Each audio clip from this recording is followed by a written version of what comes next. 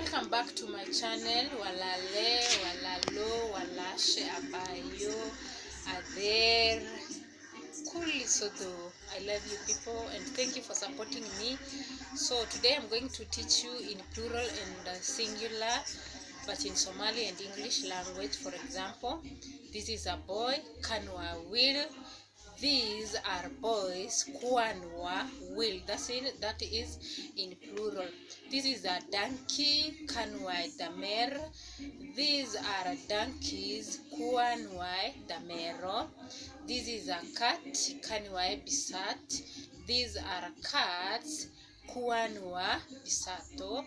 This is a hen, kanwa dikak. These are hens, kwanwa dikako. This is a chair, kanwa kursi. These are chairs, kanwa kuras. This is a bag, kanwa borso.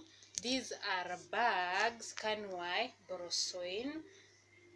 This is a hen, kanwa.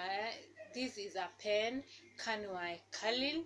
These are pens, kwanwa kalimo. This is a door, kanwa albab. These are doors, kwanwa albabo. This is a window, kanwa darishat.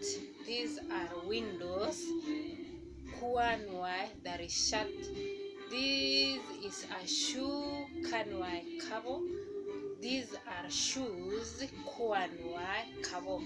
These means these, and this means kan. That means kas. Kuas means many. Thank you for watching. Please like, subscribe, and share. Love you people. Take care.